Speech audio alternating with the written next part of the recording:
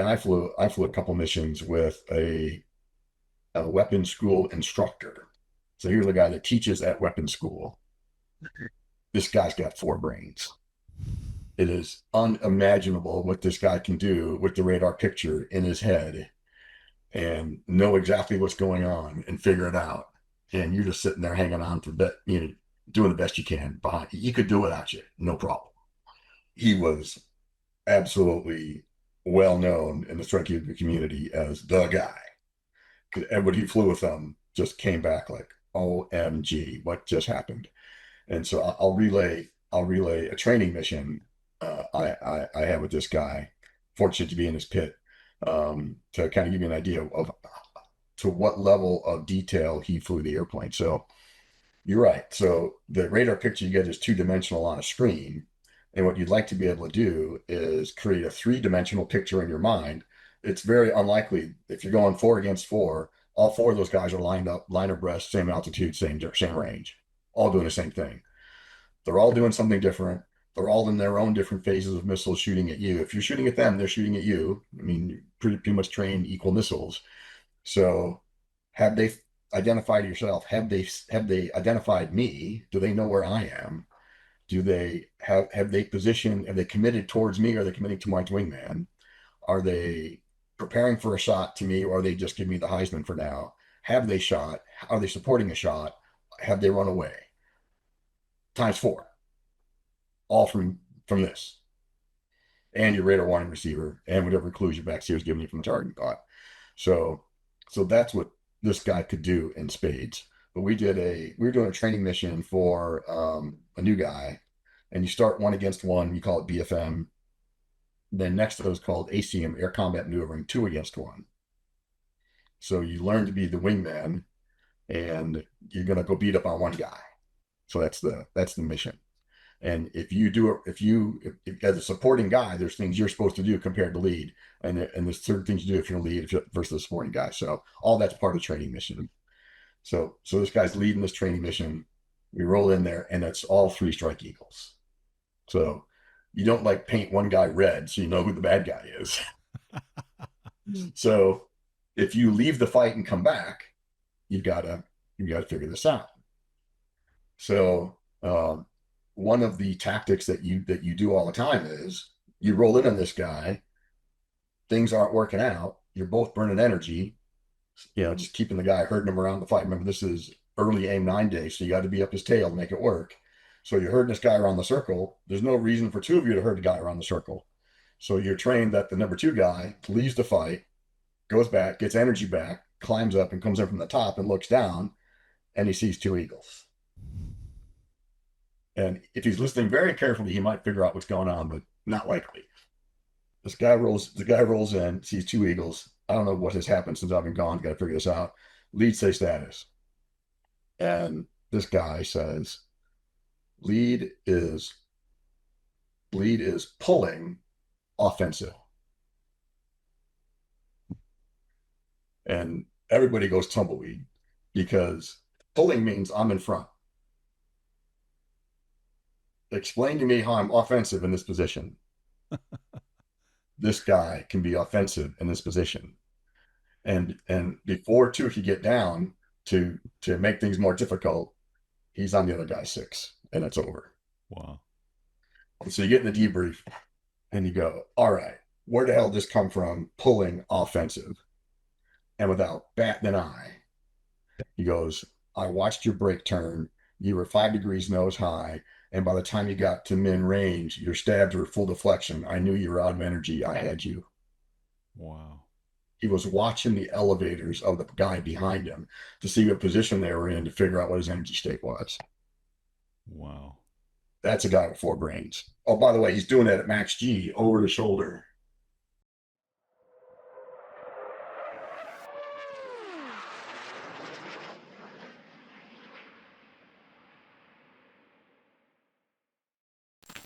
Greece, welcome back to 10% True again. Back. Good to see you. Hey, for the audience at home, this is Greece's third appearance on the channel. We have so far talked about his time flying the F-1LF in combat in Operation Desert Storm. then going through transitioning as one of the I don't know if the initial cadre is right, but one of the early guys to go to the Strike Eagle at Lakenheath, Royal Air Force Lakenheath in 1992, I think we said it was. And then Greece has told us this stupendous ejection story. It's just the craziest story ever, and everybody's saying the same thing. It's not just me saying that. So anyway, the point is, if you're listening to this and you've just landed on this episode, it would be helpful to you probably to go back and listen to the other two episodes and then come back and pick up for this one. So Greece, you have this absolutely staggering career. I have a list in front of me of things that right at the outset we said we would talk about. I think we're probably going to go to 4 episodes. There may be a 5th episode in this. Who knows? We're not under any real time pressure, so we're going to take our time, go through it, talk about the things in your career that are noteworthy. I have no doubt that those are things that are going to keep the audience enthralled and entertained at various points. So, but I think for the purposes of getting the conversation started, then we were talking in the last episode about the fact that you were one of the early guys to go to the Strike Eagle. You came from the F-111. In the very first episode, you had talked about how your combat experience in 1991 Desert Storm had led you to, or had prompted you to put in your papers to go to test pilot school. So that's obviously something we're going to be talking about today. One of the things that's very interesting from an Air Force-wide perspective, but particularly around Strike Eagles and other tactical MDSs in the early 90s, is the amount of taskings that were going on. So there was stuff in the Balkans, there was stuff in Iraq. There was from I think from Lakenheath, you'll tell the audience from a Lakenheath point of view, they were all over the place. The squadrons there were being deployed left, right, and centre to different theatres of operation to do different things. So we'll talk about that too today as well. I think the question I would start with to ask you is to talk generally about what it was like going to the Strike Eagle from the F-111. I know we talked in the last episode about the 111 influence in the Strike Eagle community, but you went in as the wing EWO at Lakenheath. So, Starbaby Pachuca, who introduced us, he's been on the channel a few times, and he's been fairly vocal about being disappointed, let's say, in the level of electronic warfare knowledge in that community when he was there, and he took steps to resolve that. What was your experience? What were you doing as the wing EWO? What did you see in the Strike Eagle community? And what was your input? What was your contribution to it? Yeah, so Starbury's perspective, I think, comes from the fact that in his mission in the G, it was all about electronic warfare and taking out electronic warfare sites. So for him, the importance of the mission was a 10 on the scale compared to everybody else. And the Strike Eagle, it had built-in electronic warfare protection suite. Didn't have to carry a pod. So the crews were trained more or less on, it was kind of automatic. You couldn't reprogram it from the airplane. It was take what was there. So the electronic warfare training in the airplane end was really all about physical tactics that you can employ against various threats, as opposed to how to electronically defeat them, because you couldn't. All you could do is turn the system on and let it do its thing. You couldn't alter how it reacted. That was the wing EWO's gig. The programming came from a central unit, actually here at Eglin. There was a conference every year. All the different MDSs got together, came to the squadron, told them what their threat scenarios were. They got it from Intel, of course, as well. And there was basically roughly annual releases to the software from a central location. So the need to know that the SA6 at 2.2 gigahertz or whatever wasn't there. You didn't have to identify it orally like Starbaby had to in the G model. You couldn't shoot anything at it.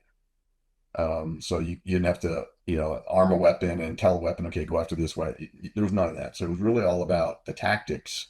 And that's what the wing EWO focused on, was a tight connection with the programming shop here at Eglin to make sure that if there were any updates that we not identified in the field, hey, we went to Spade Adam and we did crappy against this threat.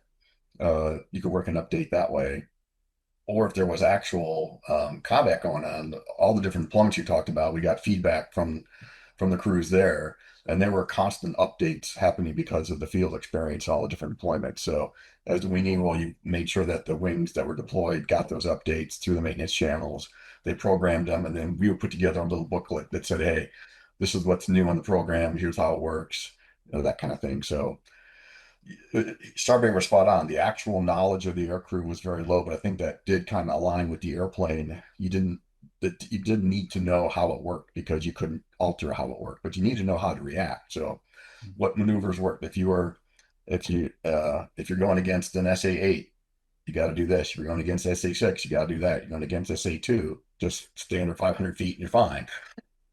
So, so that's where the wing AWO training really focused, was making sure that the squadrons had all the latest tactics manuals and all the different change points like red flag and that, they emphasize that. So, but I had two updates come to the airplane while I was doing EWO, and uh, Starbase was right. The community was flat footed.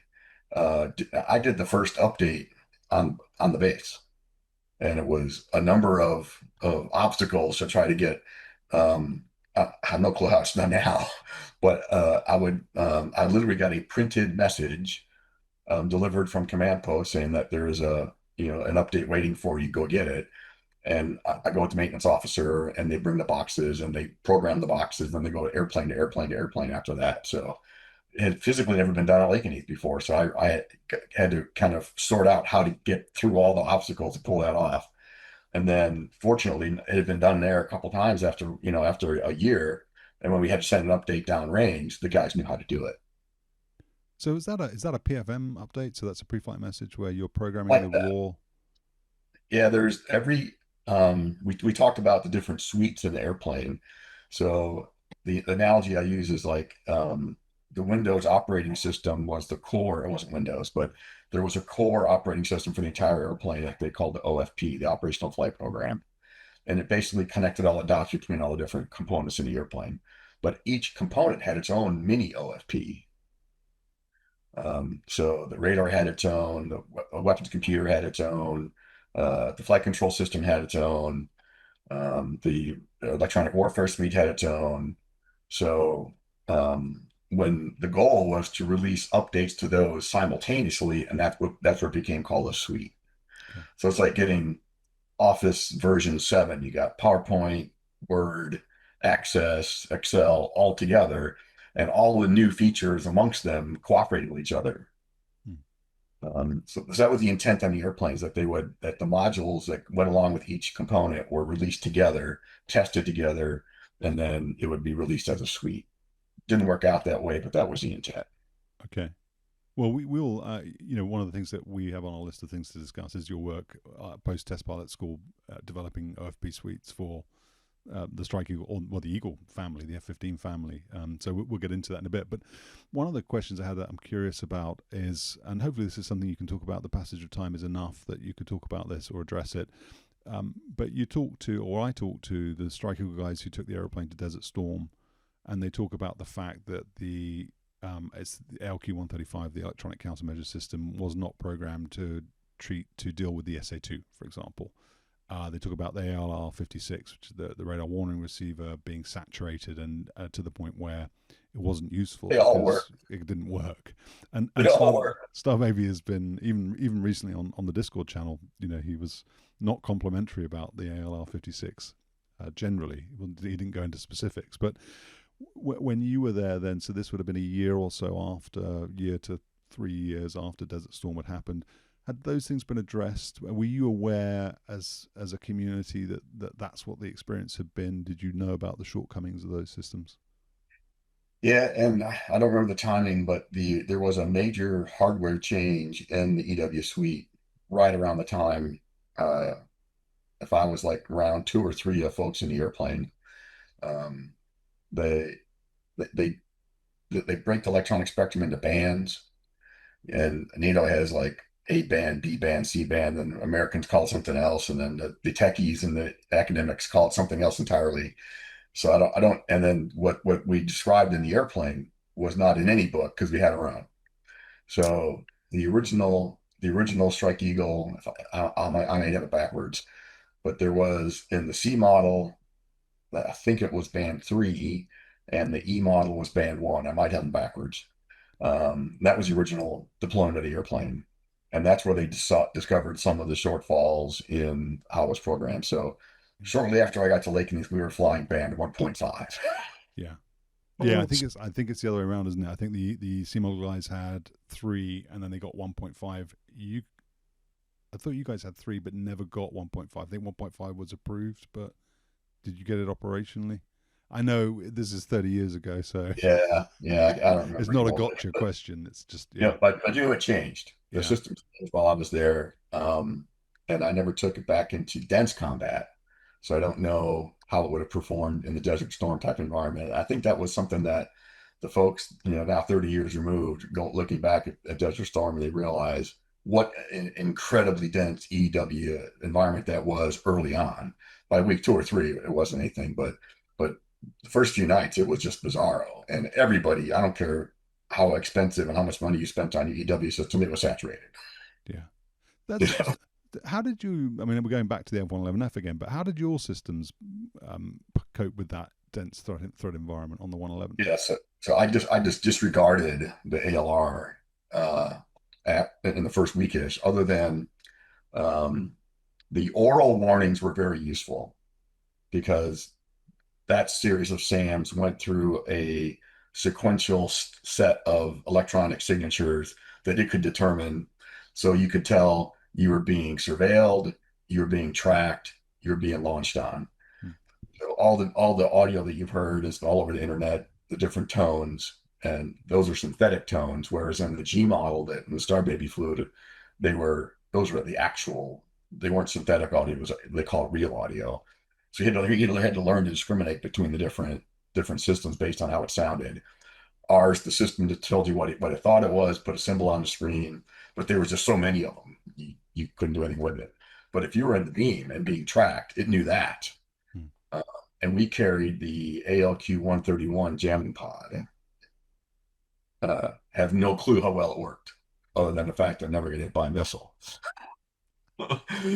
So, because you never know the effectiveness of it, because you're not in the bad guy's seat to see what he's seeing and how effective it is. Um, but the oral warnings we believed the oral warnings, and we reacted. We did threat reactions based on the oral warnings all the time. Hmm. So we said a few minutes ago that you were very heavily tasked at that point as a Strike Eagle community at Lakenheath. You already talked in the previous episode about the fact you also had the nuclear mission, so you were having ROIs and all of this very intense workload. What I know that you did the Balkans. I know you went and did Northern Watch and provide comfort and then deliberate force. I think. What are the sort of standout memories you have then from that 2 or 3 year period at Lakenheath? What deployments, what missions, what challenges, what experiences? Yeah. So the first thing to remember was when Desert Storm, Desert Calm, as we called it at the end, was finally turned over. The Army and the Navy went back for the most part. And there was, I'm guessing, 100+ thousand Army guys in Desert Storm, maybe 200 or 300,000. It was a huge deployment, and we had 4 care task groups in the sea. So major deployments from the Army, the Navy, but relatively short by comparison. So the whole Mid East stayed hot for the totality of my career almost. So at Lake and it's very expensive to haul airplanes from uh, Mount Nome or Elmendorf all the way to Turkey or back to Saudi Arabia. So the Lake and East team picked up a lot of those deployments, and it was just a constant state of deployment. And the first crew that came back that wasn't at Lake and East, it was classic. We actually lost a whole generation of Strike Eagle crews because the Air Force instituted. They knew that the constant deployment was taxing on you, taxing on your family, taxing everything else. So they tried to create this regular rotation that eventually became known as the Air Expeditionary Wing concept. And you were going to be assigned to an AEF bucket. And so you had some predictability of when you were going to go, when you're going to do spin up, when you're going to get in sanctuary when you came back. Great plan, fell apart very quickly as soon as it hit. I love that because I think Napoleon, no plan survives first shot with the enemy, and so that there was an improved regularity when they went that way, but they couldn't pull it off exactly the way they wanted to. And then like the AWACS guys, there weren't enough of them, so there's no way they could do those kind of regular deployments. So we were in a state of constant deployment. Like you said, we had guys in Iraq, or not Iraq, but in Saudi. We had guys in Turkey, and we had guys in Italy, and it was, and you add all the other inspections on top of it. It was the ops tempo was through the roof. And we had the first set of guys that came to the Strike Eagle, converted to the Strike Eagle from Lake and East while I was there. They left, did their rotation, went to Seymour Johnson for their next assignment. 6 weeks later, Seymour Johnson gets deployed, and they're rotating back through Lake and East back to the sandbox. So that irked a whole bunch of folks who were given the promise that you're going to have predictability. You won't be deployed all the time. It'll happen, once every 18 months or so. If they did 2 or 3 years at Lake and East, I tallied it up. From the time I got to Lake and East to the time I left, it was just under 7 years. And I spent a little over 2 years at Lake and East. Wow. And part of that was cheating, 6 months for F-15 school. So it was part of that too.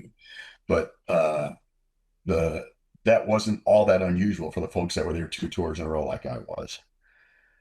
So there was a whole bunch of folks went to see more of the next assignment, and they got out. They're like, I'm not going to live this constant deployment life anymore. Greece, So let me interrupt your flow just for a second on that then. So AEF, you've just described. AEW was the wing concept, wasn't it? So you had the 366th wing at Mountain Home. That was some B1s, some EA6s, F-15Cs, F-15Es, some tankers, I think maybe. anchors, yeah. You had this sort of package. So I've never really pondered this. I don't have a it's not like it's a loaded question. Why did that not propagate throughout the Air Force? I mean, would that have alleviated that? Where you would, if they had just said, well, we're going to have this model at all wings, and at Lake and Heath you're going to have, okay, you might not be co-located, but there'll be the guys at Spang and there'll be the guys at Bitburg, and was that a possibility? So I think that's where it was done virtually. It was physically done at Mountain Home where everybody lived together. My guess is the logistics of that proved very difficult because you got parts trains from 10 different MDSs all flowing into one base as opposed to one MDS. And plus the maintenance facilities are different and the refueling facilities are different and all that. Even the paint, the paint, we call them paint barns. The paint barn would be different. So that probably proved to be logistically very difficult to pull off. So in the AEF construct, they identified units based on time that would be part of that package to go. And they physically dislocated. So, like you said, guys at Spain could be paired up with guys at Albiano, could be paired up, guys at Lake and East could be paired. Well, we didn't. I don't remember any permanent tankers in USAFE. I think they were all part of what they call tanker task force. So they would deploy folks in from Tinker or wherever, and they do 8 weeks at a time or so, and bed down. Almost all of them went to Milton Hall that we used. There was probably Marone was another place they went. So the tanker task force probably just came rotationally. But it was done on paper where they married them together into a wing where they landed. So the air expeditionary wing was designated at the deployed location. Okay. The AEF, Air Expeditionary Force, were the units that were tied together to go make up that package. Okay, so they were not mutually exclusive then. It wasn't like you had one model, another model. Okay, I'm with you. Okay. What did that mean to you personally? And so 5 years out of 7, okay, 6 months to go and learn to fly the Eagle, the Strike Eagle. What, where did you deploy to then, and what experiences did you have? I mean, are you learning throughout this period? Is this sort of, some of the things people say to me about Northern Watch and Southern Watch as an example, and I know it varied. Sometimes there were response options, the ROE changed, and maybe you'll talk about that. But some people, at some points have said to me, well, you were just boring holes in the sky. It was. And the host nation wouldn't let you do any BFM or continuity training or whatever. So, Yep. So plus you got to load the airplane. So you don't do a lot of crazy maneuvers with the airplane fully loaded with 3 bags of gas and weapons. So yeah, it was very well understood that it actually developed into a cycle for the AES construct where if you were in AEF number 7, and I want to say there was 10 or 12 of them in the cycle in the books. So you're AEF number 7. During AEF 6 time period, you had a very specific training regimen to requalify and everything you needed for that particular deployment. The stateside units would actually cycle through red flag during that period. So they get their best top off right before their deployment. If the timing worked out right, that was part of the concept. At Lake and Heath, we could go to Zaragoza for air to ground, and we go to and Decimano for air to air. So there were some, and North Sea had an air to air training range. So there was some focused training we could do before deployment to get better. But everybody recognized your skills atrophied like crazy while you were out there because it was lots and lots of burn holes in the sky. I mean, a typical provide comfort mission, which later became Northern Watch, same mission, same base, launching out of Turkey, Incirlik, not quite an hour to go eastbound from Incirlik all the way to the border, pre-strike refuel, go into a hold pattern, in the hold for 2 hours, back to the tanker, back to the hold for 2 hours, back to the tanker, and go home. So you're in the airplane by 6 hours, and 98% of the time nothing happens. Uh, Most of it was preventing the Iraqis from using their air force against the Kurds. So if the airplane didn't take off and go north or whatever parallel it was with the dividing line, um, we kept extending. We redefined what a tactical cap looked like because it was actually more effective to make the legs longer and longer and longer, so that we were going, not quite 100 miles in the cap instead of 20 miles in the cap or whatever turned out to be tactically relevant. So we would all kinds of crazy things going on in the airplane to keep yourself attentive. Um, you had to eat. I mean, you're there for 6 hours. I'm not going 6 hours without food. Back then, I was eating every 2 hours, and the tapeworm had to get fed. So uh, we would bring a bag of those orange cheese balls, the cheese puff things, Yeah. and we would take a turn in the cap and another cheese ball. And you get back from the mission, your gloves are all orange because you're doing these cheese balls. But yeah, most of it was really, really low key, um, but constant tension because if you got out of the airplane, you were not in friendly territory. So the notion that you could not be so comfortable 5 minutes from now, it was very real. And it shocked me because I did the Northern campaign deployments 10 times, maybe something like that, some crazy number like that. And I kept waiting for the first F-16 to go down Mm. because single engine airplane. Um, I remember my first year in the Air Force, we lost 20 F-16s engine failures. So, so you got to believe eventually someone's going to lose a motor over Iraq, and it just never happened. Um, I'm guessing they swapped the motors out a lot more often, didn't let them go to in airplanes. They don't talk about hours on engines. These things called tax, which something accumulated cycle, total accumulated cycles maybe is what it means. But the engine computer is digital, so it knows how much time you spend in 70% power, 80% power, 90% power, afterburner, and so it accumulates engine wear that way versus just what the clock says. Mm. So the rebuild cycle was built on how many cycles that were accumulated on the motor, not hours. Um, but if I had to guess, they were changing the engine out early compared to peacetime just to prevent that. Um, or they're being a lot more careful looking at the data every flight to make sure that the motor wasn't complaining because that was the biggest threat for the F-16 guys. Lose a motor over northern Iraq and you're going down. Mm. Uh, the Strike Eagle went through a period early on while I was there where we were blowing motors like crazy. Uh, I think I blew three of them my time at Air East. Really? Yeah, All and the it was turbines? The turbine section? yeah, back end. Yeah, Yeah. it was all attributed to we gave McDonnell Douglas and Pratt Whitney uh, the aerodynamic model of the airplane, and it was too heavily biased towards how the C model operated at high altitude. And at Lakenheath, we did 90% training was low altitude, high speed. So we were cooking the motor way quicker than they were anticipating. So there was a whole turbine change out while I was there to address that. And that's the beauty of having a two-engine airplane. That um, it wasn't really a non-issue, but it wasn't an immediately life-threatening issue. Put it that way. It's interesting you mentioned that again because you need to go and if you haven't already go and check out your interview, the last interview on YouTube because there's some comments and one of them is from a maintainer who was at Lakenheath and he talks about changing the engines when that was happening every 25 hours. And he also talks about a prank that was played on him when you landed back at RAF Lakenheath in the helicopter following your ejection.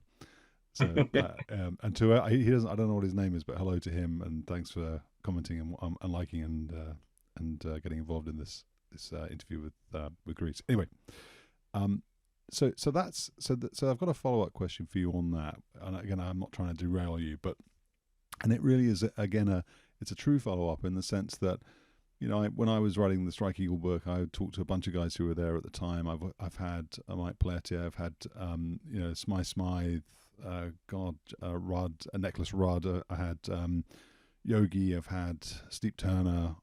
All those guys who were there in Desert Storm flying the aeroplane, the Strike Eagle, and were initial cadre effectively. And one of the things that is obviously still a very sensitive and sore point for them is the combat search and rescue of some of the guys, the Strike Eagle guys, during Desert Storm. So you just mentioned it being a tense time because if you go down, you're going to be, in bad guy territory, let's say. What was your sort of belief then in combat search and rescue in those years then that immediately followed Desert Storm? I mean, did you guys pick up on tensions? Did you guys pick up on criticism of the CSAR force for not going and picking those guys up? What You did you know, see? at Incirlik, the air expeditionary wing was assembled at Incirlik for every deployment, and they had dedicated CSAR assets there at Incirlik for us. The problem is it's a 100-mile-an-hour helicopter driving all the way across Turkey to get to you. So you were going to spend the first night there, guaranteed. Hmm. Because they had to identify where you were, plan the mission, get the crews assembled, get the gear assembled, figure out air refueling, figure out the threat. So they didn't have airborne CSAR on alert. It was going to come. Now they would do training missions, so they could be diverted from a training mission if they were nearby, perhaps. But we all understood that if we went down, we were going to spend the night. What sort of things did you do then? Did you actually employ? I mean, we just talked about boring holes in the sky and being limited in what you can do. Did you execute on response options? One of the things that I wrote about in my book, and I can't remember who told me it, but I'm curious to see if this overlapped with your experience. Was that because of the ROE, you couldn't drop on somebody, but these guys had talked about going down and using the jet wash off the aeroplane, the vortexes off the aeroplane, to throw Iraqi combat helicopters, gunships, into a I don't know whether or not it ended up downing them, but to certainly curtail their ability to engage the Kurds on the ground. Yeah, so I didn't do any actual employment during that entire period. Didn't get a single weapon off the airplane. As I mentioned, the ROE was super tight at that point. That was right after the Blackhawk shoot down on my last deployment there. But we did a couple missions where we were tasked against occupied but non-transmitting, according to the ELINT guys, SAM sites. So we had a couple missions where they would sporadically emit, and they wanted to send them a message, but they couldn't attack them because they hadn't attacked anybody.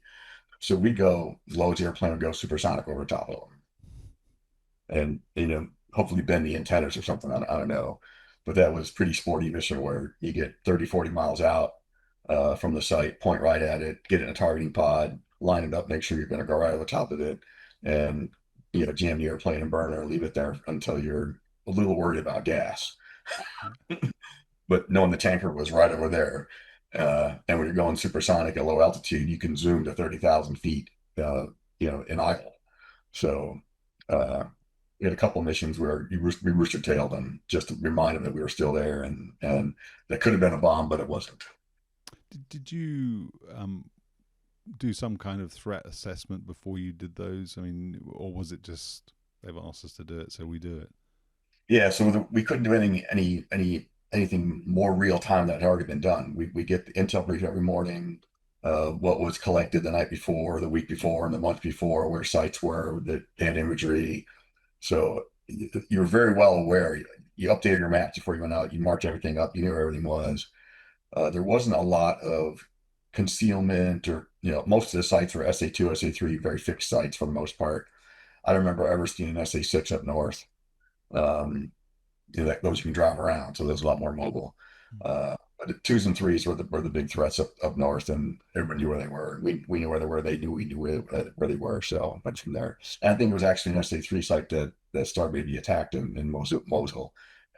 That's world famous as the SA3. We all knew where that thing was. Um, And you know, it was roll the dice in the mission. You can get the East Cap or the West Cap, and everybody wanted the West Cap to stay away from Mosul.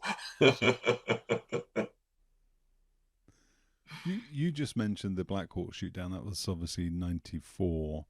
I think you'd said before we were just chatting before we hit record, and I think you'd said that you got there just after that. Well, what did you see there? What were the ramifications from a sort of theatre, from an ROE point of view, in the immediate aftermath of that incident? Then, Yeah, so it became what the words some people use are weapons tight.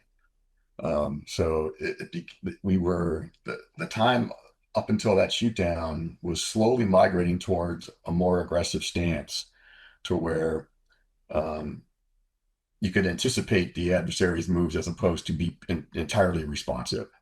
And I did multiple deployments, and ROE was literally different every time. You spent almost a day and a half, 2 days in the vault upon arrival, just reading the ROE and reading the spins, so that you knew what you're up against for that mission. So the the last deployment I did was right after the Blackhawk shoot down, and all the ROE changed to what we kind of call weapons tight, where you weren't going to shoot another airplane down. This wasn't going to happen, and it was really shocking to me, having been to so many package briefings, and hearing the package commander describe how if a MiG gets north of the parallel, I'm going to direct this, I'm going to direct that. You're going to go here, you go there, 2 and 3, you're going to commit all the different offensive activities that were going to occur when there was a violation. And then in this particular package, I remember like yesterday, the package commander said, if we get a guy north of the parallel, I will direct the retrograde, and everybody's going weapons cold. And it was a total 180 out from my previous deployment. And to recognize that that event had such a cataclysmic impact on the force there. So we were all just going to head north. We had pre-planned points in Turkey, so we deconflict, and Strike Eagles go one place, and the EA-6s go over here, and the tankers go over there. And then AWACS counting noses, making sure everybody's where they're supposed to be. Everybody checked in 10 times. And then and only then, once they realized where everybody's accounted for. If the bogey's still coming north, then the package commander would send a force up after it. Once he got everybody out of the airspace to make sure that there was no chance it was a friendly. yeah. So I've had Disco Dildy on the channel before. He's talked in depth about that incident. He was an Eagle guy.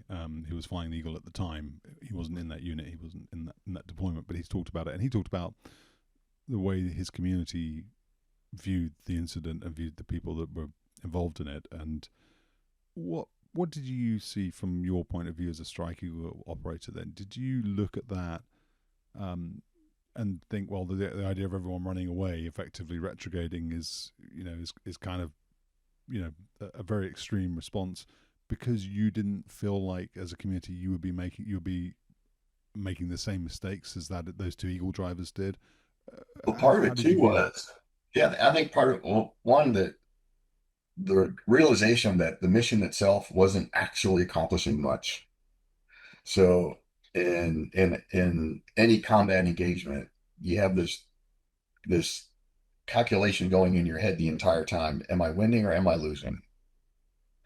And in after the shoot down, all you could think of is losing, because even if there was a MiG, pick a number 31, that got north, the impact that single airplane could have on a package of 50 American airplanes is about zero. And the impact he's going to have on some Kurds below him is about zero. So the risk versus gain equation of shooting that guy down is totally upside down. Hmm. So early on, it was kind of gung ho. Let's go scatter some MiG parts, because they were routine. The first couple of deployments, they were routinely flying right up to the parallel, turning around and going back. Almost threatening you. And many of them, their inertial navigation systems weren't very good, or they didn't realize that Mach 1 plus their turn radius got really big, and many of them ended up leaking north significantly in their turnaround. So you had a very short window of opportunity to get a shot off. But eventually you realize the mission wasn't accomplishing anything that was worth risking another American life for unnecessarily. So I think that was the thought process was, we're going to be damn sure we know where everybody is, If this guy gets 10 miles north, 50 miles north, 100 miles north, it doesn't matter. Get everybody out of the way, identify everybody, and go. But I think the part that was scary to all of us, and I'm trying to think back on how the ROE at the time was. My recollection of that event. I never met the pilots. I had enormous sympathy for them, despite some of their somewhat bravado. If you've heard the recordings of the missions, if you didn't know the community, you didn't know the environment, you could and you can interpret that as if these were a couple of hotheads that were just out with their fangs through the floorboards and got ahead of themselves. Nothing could be farther from the truth. The At the time of the ROE, there were two or three things they were supposed. And I don't remember they declassified the ROE, so I won't go there. But there were two or three things they were supposed to do before they took a shot. They went all the way to visual identification, and that was a exceedingly difficult thing to do. You're not going to fly your airplane at 200 knots because they literally could shoot a shoulder fired SAM off the side door of a helicopter if they wanted to. So you're not going to fly up next to the guy at low speed and get really close and get really good eyeballs on him to say, yep, this is this kind of helicopter and that kind of helicopter. And I would challenge anybody to go 10 for 10 on helicopter ID. We actually trained with, we actually had these things called slide projectors back in the day. And the Intel guys built silhouettes for us of all the Iraqi helicopters, and threw in American ones and on the screen, and they did the math on, hey, this is what it looks like at 1 mile, 5 miles, 10 miles, 20 miles, and you got this little black speck out on the wall. You've got to ID that. Nobody goes 10 for 10 doing that. It just doesn't happen. So when they went zipping by these guys, probably 300-400 knots plus, looked out the window, saw what they saw, and made decisions from that point on. So visual ID of a helicopter from a fast mover, exceedingly difficult, if not impossible. In the Strike Eagle, we could use the targeting pod, but we didn't have any targeting pod predictions. So we didn't have training videos of what different helicopters look like. So I could probably tell Chinook from a Jolly Green, but that was about it. 2 sets of rotor blades, 1 set of rotor blades. Okay, I got it. But after that, everything got cold. It became a very reserved environment, and literally nobody looked forward to it. It was, oh, I got to go deploy. It was, and there were so many other ones to do. It was a very challenging time my last 2 years there. Hey everybody, it's Steve, sponsoring myself. Hey, if you'd like to support 10% True, I'd really appreciate it. You can visit 10percenttrue.com and take a look at the shop page. There's patches and stickers and shirts and things on there. But more importantly, there's my books, including this one, Be Afraid of the Dark, Strike Eagle Story Part 1. That is currently taking pre-orders. It's going to ship in September of 2025. If it's already September 2025, or that's in the past, then please go and grab a copy. I'll send it out to you ASAP. Many thanks for your support. Let me ask you, Chris, before we move on to talk about Balkans, but let me ask about the Turks then as hosts. I mean, one other thing I've been told by others, be interested to see if you have felt the same or experienced the same, was that, one day you were effectively putting your life on the line to protect the Kurds from Saddam. The next day the Turks would tell you couldn't fly, and they would go and launch and bomb the Kurds. And that was a sort of demoralizing and frankly absurd situation to be in. Did you experience that? Did you see that and feel that? All the time. The ROE at the time, it was an ROE. This was, I think, it was part of the SOFA, Status of Forces Agreement. So we had an agreement with the Turks to use the NATO base, and then they dictated the operations. They dictated, here are the windows you can fly. Well, guess what? They'd be flying the other windows. Here's what data we had. They had some ground radars, and the AWACS went out first. And if we didn't really have a true TACC at Incirlik, but we had kind of like one there. It could get the data link from the AWACS feed and put it on the wall, and we call it moving wallpaper. If the AWACS feed went down, you couldn't go. If the Turks couldn't watch what you were doing, you couldn't go. Really? So that was not in the time of perfectly reliable communication. So many missions briefed up or canceled. AWACS, the feed is down. We later found out that um, the feed went through several terminals on the ground from eastern Turkey all the way to western Turkey and Incirlik, and all those terminals were manned by Turks. And when they wanted to go bomb, they just unplugged it.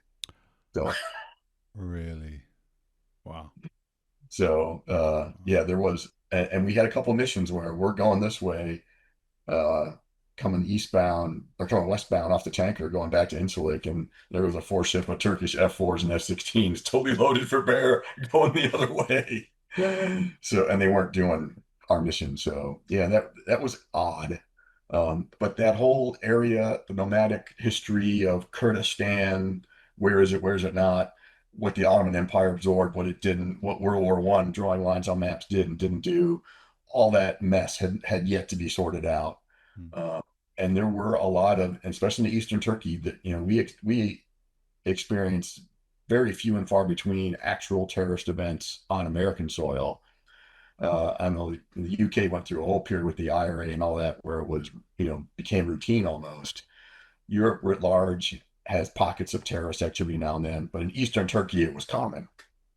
Yeah. So uh, I suspect the Kurdish government, or the Turkish government, believed that they had a duty to quell the insurrections that were happening on the east side, because it was just a miserable life for their citizens out there. So um, every government makes their own decisions.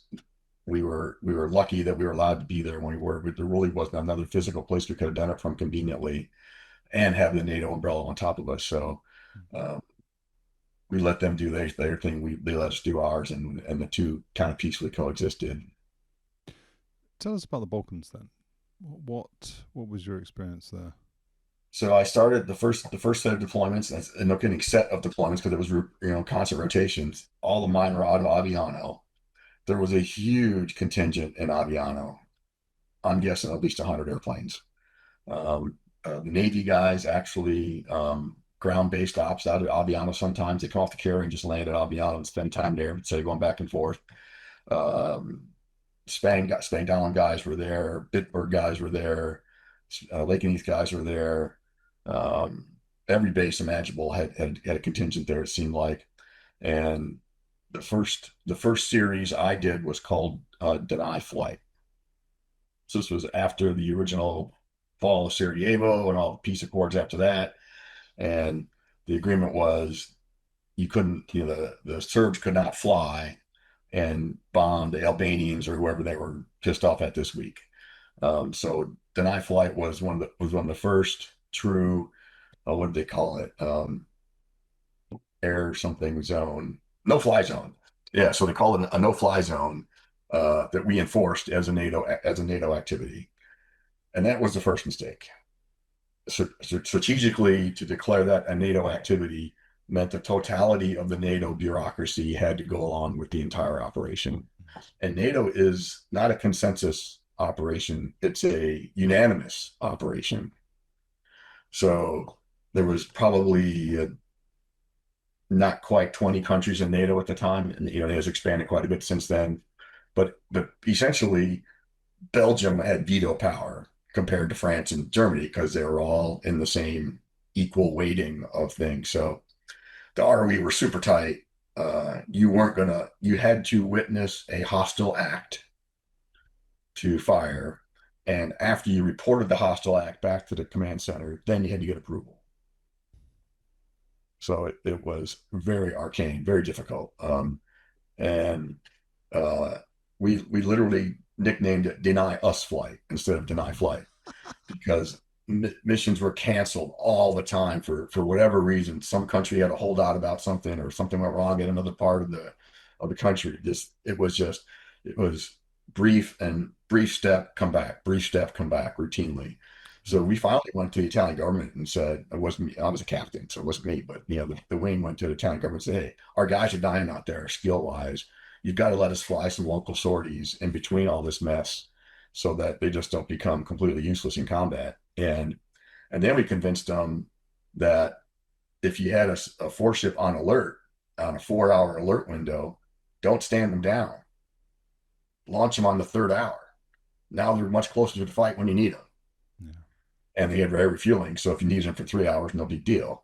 But we had several. We were on. If you were fragged against an alert mission, you weren't going. You were going to brief the mission, study the materials, sit there for 4 hours in the ready room, as we call it, what in the Navy called the ready room. You sit there for 4 hours, and then you'd be canceled. So one of my later deployments that we finally convinced them just launch him instead, and we at least get off the ground, take off squares, landing squares, air refueling squares, and we would do mock attacks on the coast of Croatia to remind ourselves how all the buttons worked, and that kind of thing. So, but eventually, uh, it turned hot, and it was more advancing onto Kosovo, and the NATO bureaucracy decided, okay, we are going to act, and we're going. This was the classic: can I use air power to compel an adversary to change their course of action? So that became the mission. So it was a somewhat in the air campaign, theory of academics. There's kind of two poles. There's the counter force pole where you apply air power against their forces, and then there's the counter leadership pole where you do the rational actor model and you make the war too painful for them to continue. So you start going after things they value. So we call it a counter value strategy, and you make it not worth it to continue. They're still physically capable, but it's not worth it. So deliberate force became a kind of a combination.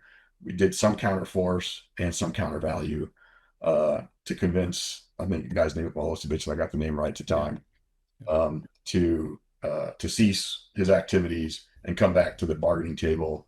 And what turns out to extend the war, because we later had to go back and do it for real and allied force.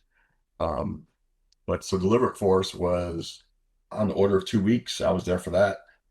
Um, uh, we didn't we the lessons were not learned in deliberate force that were going to be learned in allied force, and that boils down to the difficulty getting all the countries and all the leaders of those countries to agree on the target set.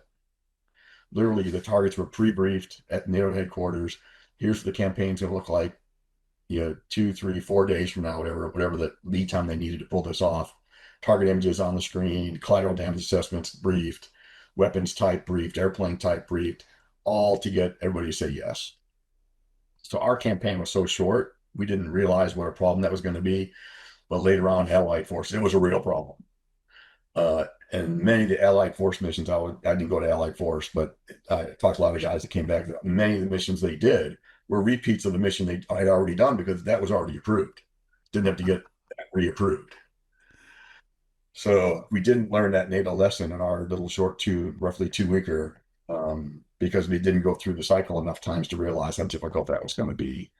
But I was tasked after a few bridges to prevent the advancing army from getting into a village or into a town. So we basically physically protected the town by knocking out all the ways in and out of that town. And one of my missions was famously released on CNN because we found a command and control site, underground bunker, and it was like I went after that mission. You get handed the mission, so okay, today your mission is this, and it's a command and control bunker, and the bomb goes in, and four showers of expanding gases come out the vents. 2 seconds later, and that made great video apparently on CNN. So that one actually got out to the press, but it was really difficult to keep your skills up. It was really difficult to stay motivated because the bureaucracy is once deliberate force kicked off, it was a little bit back to combat ops again. So a sigh of relief as far as how things are going to execute, but it was over very quick. Something on the order of 2 weeks comes to mind. It wasn't very long. I might have done 8 or 9 missions during that period. That command post that you struck then, was that GBU-24? Yep. Oh, okay. Yep. So you talked in the first episode or maybe the second, about the fact that as 111 guys, the GBU-24 was your special weapon, not special weapon. That means a different thing to you, but it was a special weapon for the aeroplane, and that you guys were very proficient in using it. And you then referenced the fact, I think Starbaby had said, or somebody else had said later on, it became a weapon that was viewed by some as a bit tricky to use. I mean, I can't imagine Starbaby would ever say anything was tricky, but so it probably didn't come from him. But the community maybe was flummoxed at points by it. So when you employed it from the Strike Eagle, did you see differences? Were you seeing things differently? When uh, and I've talked to Starby about his experience with that, I'm guessing, purely guess at this point because I don't have any technical data to go back on. But the when Starbaby's generation, if that's the right word, was flying the airplane and got into the GB-24, the reliability dropped like a rock. Lots of duds and lots of no guides. So they had to dig through, figure out what that was all about. We didn't experience that at all. It was just as reliable, and when I used it in deny or deliberate force as it was back in Desert Storm. So I'm guessing that somewhere in that time frame they altered the fusing mechanism in a way that changed the reliability, or they were just getting elderly. Um, and they have chemical batteries. Yeah. So perhaps the chemical batteries were aging out and they didn't realize that, hey, the mean time between failure was 2 years of storage, but there were some that died at 1 year. Who knows? Whatever the issue was. But I do recall uh, uh, back, and those weapons are physically attached to the airplane with physical fuse wires that look like the leader on the end of a fishing rod. It's kind of a stainless steel wound cable, about as thick as number two pencil lead. And then it was wrapped around the sway brace of the weapons pylon, and then threaded through the weapon, little eyelets on the top of the weapon, and then into the battery mechanism on the front of the seeker, and flipped around, and then there was clipped together. So it was a physical hard connection that wasn't, there was no interrupting it. Well, if you didn't crimp it right, or if you had too much slack in that cable, that could cause a malfunction. And there was a clip that was secured the end of the arming wire. The joke was, don't let a 10-cent beryllium clip mess up your day. Make damn sure the clip is there and it's rooted properly, that kind of thing. So my guess is either there was an aging out issue with the chemistry of what was going on inside the seekers, or they changed how they wired them. You didn't have to, if you wired it to the sway brace of the airplane, when the weapon came off, it was gonna pull that, pull that action. And by the way, there's one that goes to the tail fuse. There's one that goes to the nose fuse. There's one that goes to the battery. It's called BFD, battery firing device. Um, and then you had the laser code you had to set, and then modes you had to set. So, and then they had to physically test the thing before they bolted together. So, from Desert Storm to Allied Force was on the order of a decade. So, how old were those weapons by the time they got them out of the boxes? Who knows? I didn't have any reliability problem. 24 was far and away my favorite weapon. You could attach it to two different warheads: the regular Mark 84, which could penetrate a bit, but it was a general purpose bomb, or the Blue 109, which was the dedicated penetrator. And normally we use the penetrator. If you're going to go, the Strike Eagle's mission was sometimes called deep interdiction or that kind of thing. So normally what you're going after is going to be protected. There was a lot of Mark 84s bouncing off of buildings later on in other conflicts in Afghanistan. So my preference would always be take a penetrator. It was almost no penalty take a penetrator unless you're going after a bridge. Did you do EGBU 15 and AGM 130? Nope, Didn't. not trained on that one. Okay. So that was just like PaveTech was in the Strike Eagle.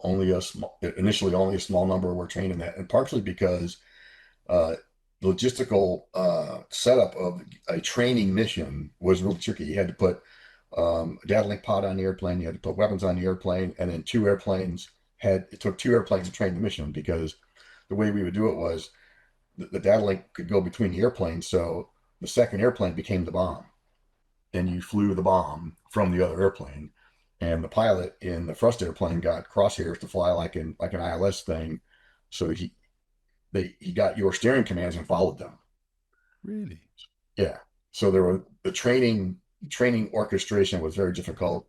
There Wow. was only two weapons test sets on the base, so they couldn't build up lots of weapons a lot. So it was a very complicated weapon. It worked fabulously in the hands of a skilled user. It could put the bomb wherever the hell you wanted. Yeah. Its really only weakness was it used basically a variant. The early ones were EO, the later ones were IR. It's basically the Maverick Seeker, very similar to the Maverick. So the fidelity was really poor compared to what you'd see today on a modern Seeker, Hmm. and nothing like the video you'd see, and even in paved tack. Very grainy, very washed out. Took a lot of interpretation to see what you were seeing until you got close. Once you got very close, then you could pick a door, pick a window. But far out, it took a lot of imagery interpretation. We were all trained early on radar interpretation. Then became IR imagery interpretation for pave tack and lantern. It was a whole nother layer of interpretation for GB15 until they got better. If I remember right, the eGBU15 helped out because it added GPS to the weapon. Yeah. So the chance that your target being in the field of regard is now a lot higher because it was steering itself as it went along versus you flying it the entire way. But tell me a little bit though, Grease, about how you felt going into that sort of 2 week period of combat operations. I think one of the things that I'm always curious to hear, especially around Desert Storm, is people say, well, there were no Vietnam vets in my squadron, so we were kind of green. We didn't have any crusty old fighter pilot to give us any words of wisdom, and that tends to be that there were some communities who did have some guys who gave them the benefit of that experience. So you're still a captain, but are you able to draw on your combat experience in Desert Storm? I mean, I don't want to talk about Northern Watch and provide comfort, because even though you could have been shot out, I know that wasn't really a shooting war, whereas it definitely was for Desert Storm. Did that provide you with some comfort, that experience? Were you able to offload advice and give support to the younger guys in the squadron for that 2 week period, or did it just not have the level of magnitude to it that maybe Desert Storm did, where that kind of, we're going to sustain lots of casualties and therefore this is what you need to do? That wasn't required.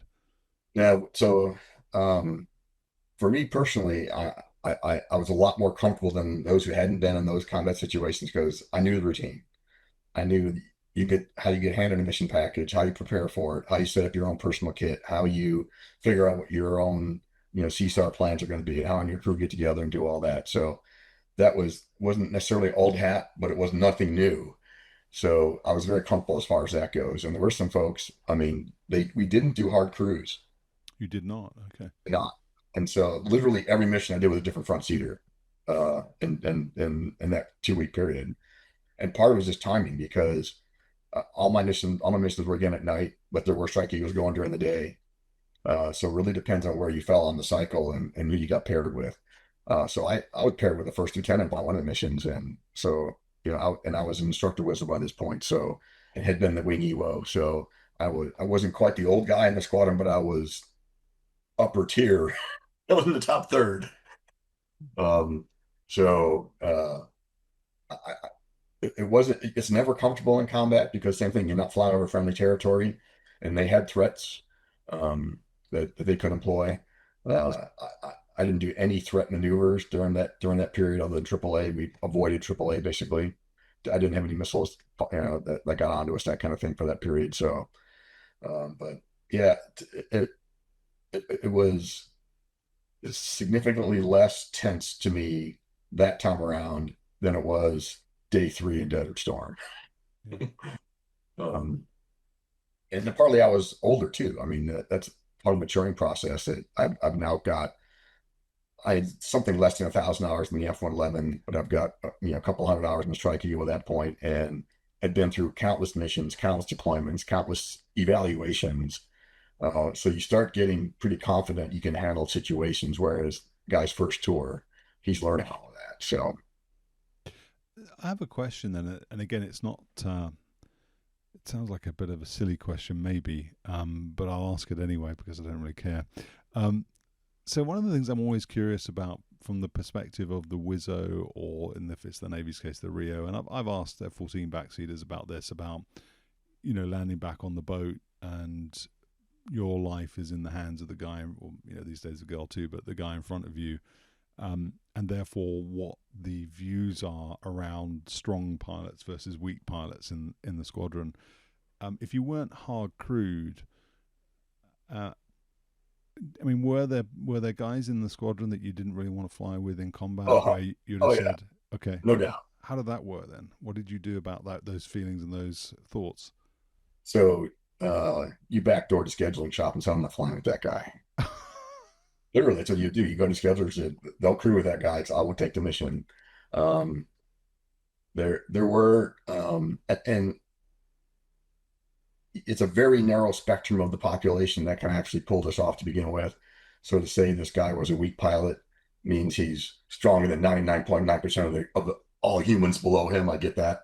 But there were some that were brand new. So there's an issue. Experience level is low. There are some that, I mean, I was an instructor, so I flew with the young guys all the time. And there was a vast spectrum of capabilities of kids that pick stuff up right away, click, click, click, and others need to see it 3 or 4 times.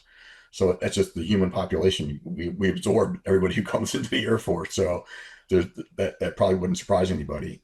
But yeah, so the schedules are very good about, if there was, like, one of the reasons I flew with a first lieutenant a couple of times is because I've got twice the experience he has. So they're not gonna put two first lieutenants, first assignment guys in a combat mission in the airplane. It's not gonna. I mean, I didn't see it happen, at least.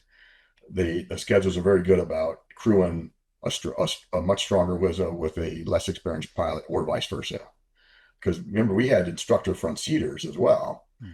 Primary job was to train flight as a flight lead instructor, to train the new wingman number 3 to be the new flight lead, to be the new force flight lead. And that was primarily their instructor role, but they also had to teach some backseater stuff too. If you're an IP in the Strike Eagle, you had to know the backseat stuff. So they would put IPs with baby Wizzos, and try to even things out that way, same way. And there was, especially on the air-to-air side, there were a small number of C model convertees to the Strike Eagle. There were a lot of F4 convertees to the Strike Eagle, and a big batch of F-111 Wizzos in the Strike Eagle. So the early Strike Eagle community backseaters air-to-air experience was very thin compared to what you'd like it to be. And I flew a couple missions with a weapons school instructor. So here's a guy that teaches at weapons school. This guy's got 4 brains. It is unimaginable what this guy can do with the radar picture in his head and know exactly what's going on and figure it out. And you're just sitting there hanging on for doing the best you can behind. You could do it without you, no problem. So we saw the full spectrum that way.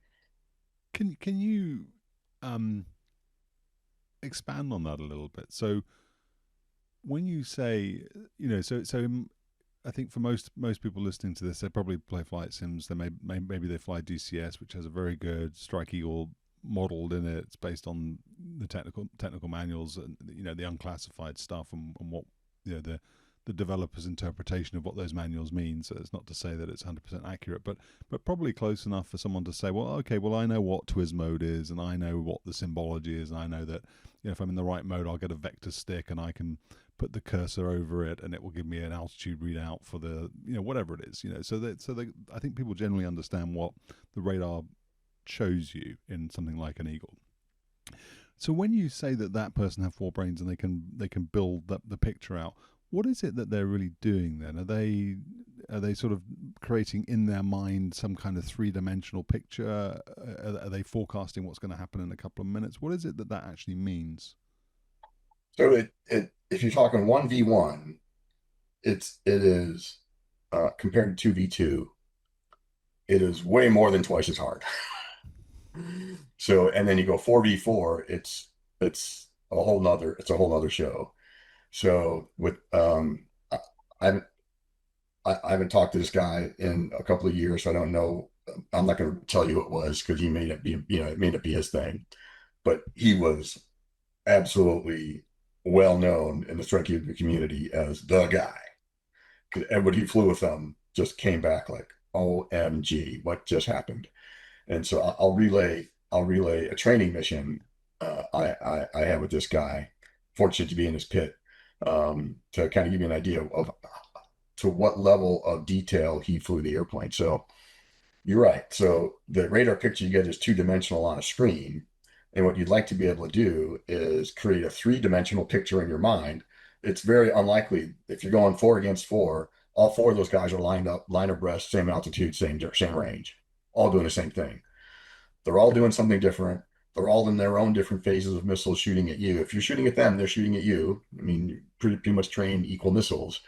So have they identified yourself? Have they identified me? Do they know where I am? Do they have they positioned, have they committed towards me? Are they committing to my wingman? Are they preparing for a shot to me, or are they just giving me the Heisman for now? Have they shot? Are they supporting a shot?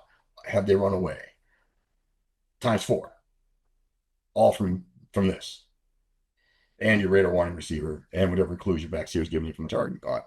So so that's what this guy could do in spades. But we were doing a training mission for a new guy, and you start one against one. You call it BFM.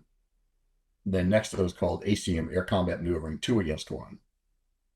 So you learn to be the wingman, and you're gonna go beat up on one guy. So that's the mission.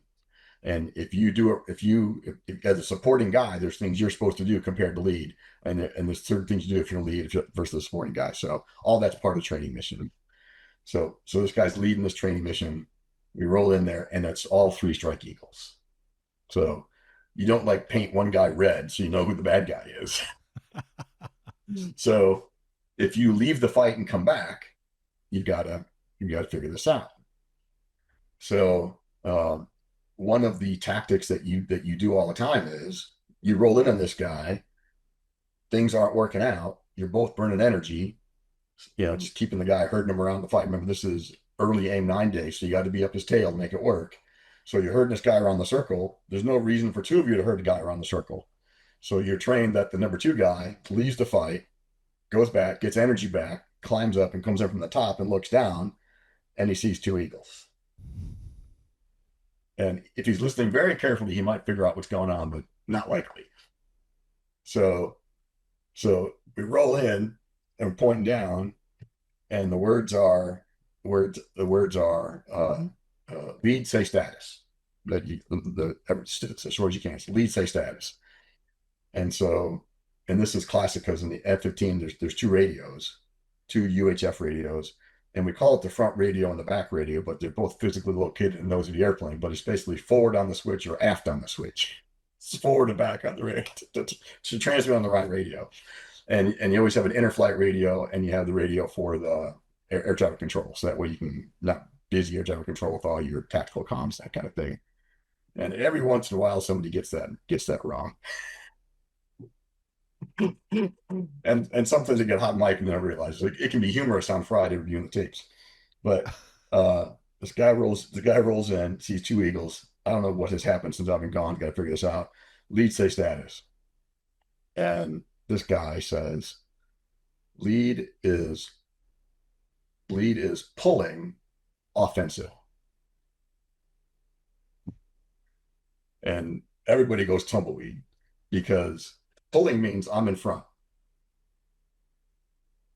Explain to me how I'm offensive in this position. This guy can be offensive in this position. And before two can get down to make things more difficult, he's on the other guy's six, and it's over. Wow.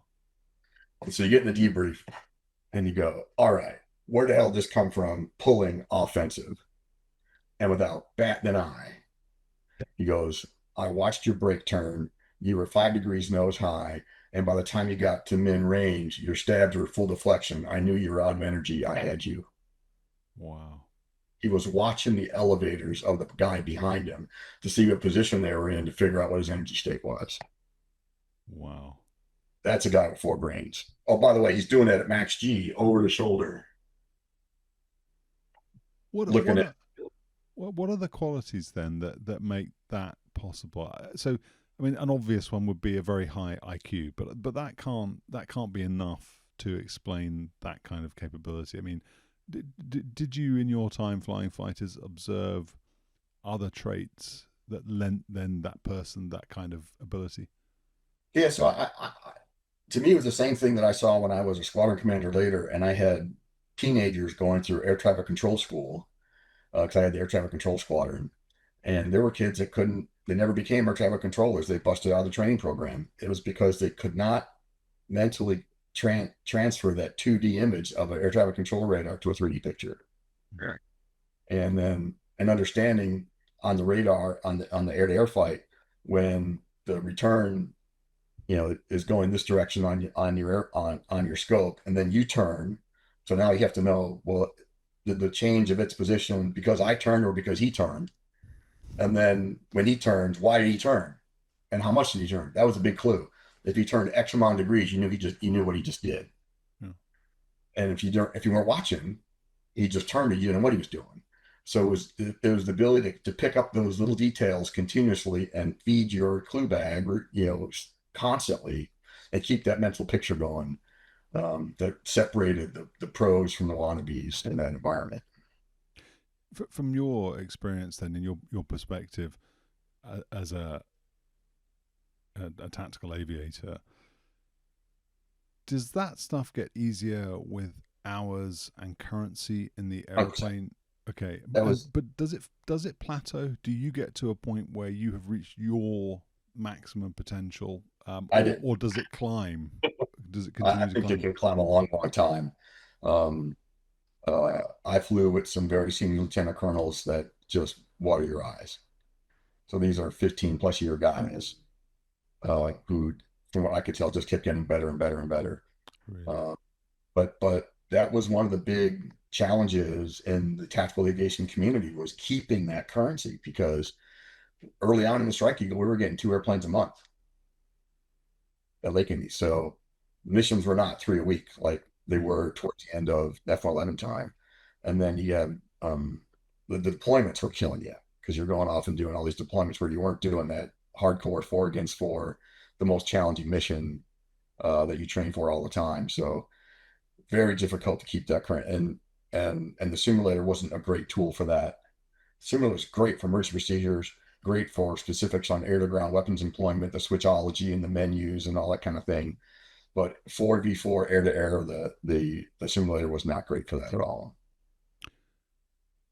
I'm going to ask one more question about this because I think it's an interesting line of questioning, but I don't want to stay on it because I do want to. We're talking about big brains, so we need to go and start talking about test pilot school in a second. But just talk to me a little bit about whether there's a correlation between that kind of person and their abilities in the aeroplane and as a tactician and leadership. Do those people transition well into leadership positions? Um, One of the things you hear sometimes is that as soon as people start chasing a star, for example, some of the qualities that people had admired in them a lot sort of fade away. And you know, the only person I know who's truly legendary in a community, I think, is Paco Geisler, who in the Eagle community was that guy that you talked about. Everybody knew him, and he was a great squadron commander, but also amazing in the aeroplane, and he seemed to be able to get the balance right. So I'm just curious to know whether you saw people like that develop well into leadership roles, or whether or not actually that kind of person was probably not going to chase a career path in the Air Force, in the sense that they were going to make choices that would lead to better promotion prospects rather than being better fighter pilots. Yeah, so there were kind of three pillars that were very rarely perfectly aligned. Uh, the Air Force did not have a great tool set to select the right people for the right tracks all the time. So the first filter that is often misapplied was if you learn the airplane quickly And remember, I talked in the first one about adding stripes to your armor, about different skills you had. So you went through all the various upgrade programs very quickly. Some Air Force leaders ascribed some level of leadership acumen because of that.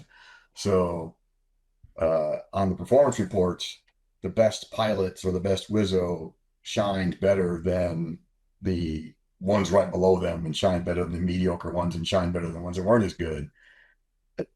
That is not a good measuring stick for how well they can lead a group of people. How fast you can learn a technical skill doesn't automatically translate to your ability to, as Patton said, send somebody off to war and have them be happy on their way.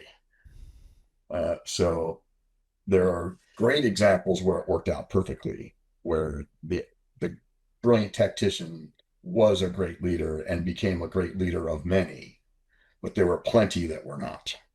So the ability to learn the airplane did not correlate to your ability to lead.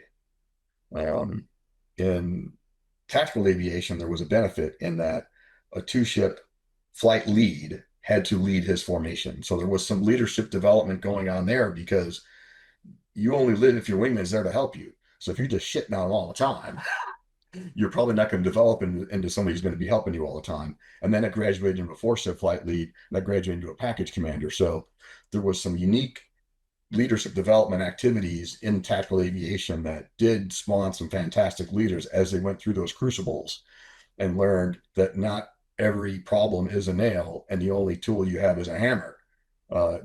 Many of them learned through those experiences what it took to motivate people, when to be a hard ass in a debrief, when to pull somebody aside later and say, hey, when you talk about what you did somewhere privately, the classic praise in public, punish in private kind of thing. So there were some opportunities that worked out very, very well for a lot of folks. But in the latter part of my career, the tactical aviation skill importance diminished, because you were not going to get the time in the airplane, because you had to go to staff school. Then you had to get a staff job. So there's 3 years you're not flying. And you go back in the airplane, you're an idiot. So you spend a whole other year getting not as good as you were when you left. And then you go to another staff school, and you become an even dumber idiot. And by the time I'm not embarrassed to say, by the time I was in 06 flying here on the 40th, I was not the sharpest tack in the box by any stretch of imagination. I always flew with an instructor, and I could execute some of the test events with a lot of mental gymnastics practice and that kind of thing. But the atrophy is real. It is an exceedingly difficult skill to maintain, especially if you aren't in the airplane. So if I had to go 1-against-1, I would put almost any captain against the wing commander of any unit, because they had been disassociated from the airplane for so long. But the other part was that is difficult is how to identify good instructors, because there's the old joke in America: those who can't do it teach. Well, that's baloney. You have to be able to do it to teach in an airplane. But there is a completely different skill set to take what's in your brain and put it in somebody else's effectively, in a way that they can comprehend. The fact that you know it doesn't mean you can channel it to somebody else effectively. But the Air Force did not have a great reputation for developing super good instructors. I think it happened almost as much as coincident as it was deliberately. It wasn't like we said. I mean, I was a flight commander. I was an ops officer. We didn't have these sessions where we sat down and go, okay, we need to pick out 2 or 3 more instructors. Who's a good teacher? It didn't have. There was who's qualified, who has all the stripes, who has all the knowledge. It was difficult for us to determine, would they be any good at teaching somebody. And the kiss of death and the fighter community was being assigned to the training squadron, because now you're out of the combat aviation period. So that's where you need the really, really good instructors. So the Air Force did a lousy job about using the instructor corps at the training units as a pathway to bigger and brighter things. It became the B team for a lot of folks. So not everybody, but most people try to avoid the training squadrons. Whereas it would be really cool to get somebody who was really good at instructing, who could put the colors, put the pens to the table, put the pens on the map, and transfer that wealth of knowledge to another person very effectively and very quickly. Fantastic skill, very useful. We didn't value it the way we should have my time in the airplane. Let's talk about test pilot school then, Greece. So you, I think again, it was the first episode you talked about, sort of reflecting on the combat experience and that being a driver for you to want to look at, um, test pilot. And obviously you're a wizard, but it's still called test pilot school, isn't it? So, but as a sort of a non-kinetic contribution maybe to the warfighter. What was the process for getting in? I mean, did you have to apply several years ahead? Do you have to apply 6 months ahead? How did you apply? When did you know you were going to get in, and what prep did you have to do before you arrived? Yeah, so about a year out, uh, the Air Force released when the application periods for all the special schools, fighter weapons school, all of them. There's like a calendar release. So if you want to be in this class, you got to apply by this time. So I had about a year. As I mentioned before, I had that epiphany. I'm dropping 25-pound practice bombs in the North Sea, and I'm got to do something more intellectual than that. So I went and talked to the group commander. He convinced me to apply, and I had plenty of time. I was not rushed to get that together. For test pilot school, since it is a very difficult academic environment. Um, I don't remember it was a hard requirement, but it certainly made you easier to select if you had a technical degree. And my bachelor was in mechanical engineering, and I had already gotten in what you would now call an online, but it wasn't online at the time. There was no online. I went to night school for an aero degree while I was at Lake and Heath. So I already had a master's in aero and a bachelor's in mechanical. So from an academic standpoint, I'm sure well, there's a great aside for that. With one minor exception, from an academic standpoint, my application I'm sure looked really, really good. I had all the hours I needed, and also the pure luck on my part. I didn't know I wanted to do this until I did it, but there were a handful of crews picked out to be functional check flight crews. So if the airplane had any major mechanical work done on it, a handful of crews to take it out for its checkout flight. And I don't even remember how I got lured into that, but it was interesting to me, and I did it. So you got really deep into airplane systems, deeper than anybody else did, and you got to know the maintainers very well. So that isn't really test flying, but you are testing the airplane. Uh, you on the F-111 and the F-15, I did them both. Basically, every function of the airplane you turn on and off, make sure it works all the way through the whole envelope. And like on the F-111, one of the coolest things was I talked to you about how the translating cowl in the intake, changes the shock waves going down the intake. And there were some bleed valves in the back of the engine that had to open and close at certain speeds. So we had to go off to Mach 1.8 and make sure the bleed valves open at 1.6, close at 1.8, and all that kind of thing. So that was introduction to early test flight, and I loved doing it. So because you had to diagnose if something didn't work, you had to write detailed to the maintainers, hey, this worked, this didn't. So that kind of got me interested to begin with. But academic standpoint, I was very strong on that. Um, and then it's multiple pages. You got to fill out your history and that kind of thing. And then you need recommendation letters.